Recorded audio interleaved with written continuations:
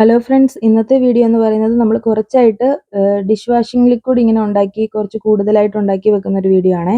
അതിന് നമ്മളിത് വാങ്ങിയത് കോട്ടയത്ത് തെള്ളകത്തുള്ള ചൈതന്യ കാർഷിക നഴ്സറിയിൽ നിന്നാണ് നമ്മൾ ഇതിൻ്റെ പ്രോഡക്റ്റ്സ് വാങ്ങിയത്. അതിനാദ്യം ഒരു ബോട്ടിലിനകത്ത് കുറച്ച് ലിക്വിഡും 2 പൗഡർ ഫോമിലുള്ളതും ഒരു നാരങ്ങയുടെ ഒരു എസൻസും പിന്നെ കളറും ഉള്ളത്. നമ്മൾ ആദ്യമേ ഒരു ബക്കറ്റ് എടുത്ത് അതിലേക്ക് ഒരു 3 ലിറ്റർ വെള്ളം എടുത്തിട്ട് അതിലേക്ക് ഒരു പൗഡർ ഫോമിലുള്ള ആ പ്രോഡക്റ്റ് ആഡ് ചെയ്യുവാണേ.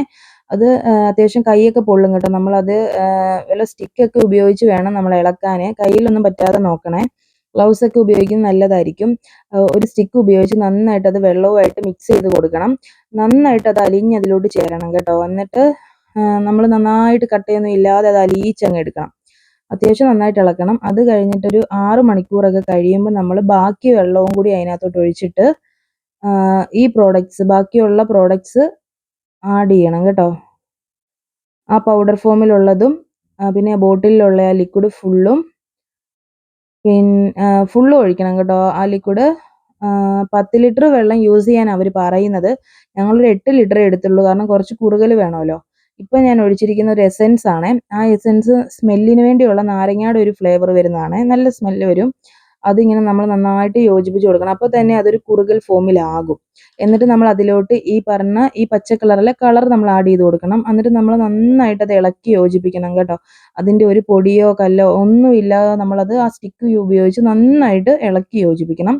നന്നായിട്ട് അത് ബ്ലെൻഡായി വരണം കേട്ടോ. കാരണം അതിൻ്റെ അടിയിൽ പോയി അല്ലെങ്കിൽ അത് അടിഞ്ഞു കൂടി കിടക്കുമല്ലോ. അപ്പോൾ എല്ലാത്തിലോട്ടും ആ ഫ്ലേവർ വരാൻ വേണ്ടി അങ്ങനെ ചെയ്യുന്നത്. അത് കഴിഞ്ഞൊരു 10 മിനിറ്റ് കഴിയുമ്പോൾ നമുക്കിത് യൂസ് ചെയ്യാവേ. എന്നിട്ട് നമ്മൾ ആവശ്യാനുസരണം ഓരോരോ കുപ്പിയിലാക്കി നമുക്ക് സൂക്ഷിച്ച് വെക്കാം. നമ്മൾ കടയിൽ നിന്ന് വാങ്ങിക്കുന്ന ഇത് വെച്ച് നോക്കുമ്പോൾ നല്ല ഡിഫറൻസ് ഉണ്ട്. ഈ പ്രോഡക്റ്റ് ഇത്രയും നമ്മൾ വാങ്ങിയതിന് 390 രൂപ അവിടെ ആയുള്ളൂ. നമുക്കിങ്ങനെ ബൾക്കായിട്ട് ഉണ്ടാക്കി വെക്കുവാണെങ്കിൽ ആവശ്യത്തിന് എടുത്താൽ മതിയല്ലോ.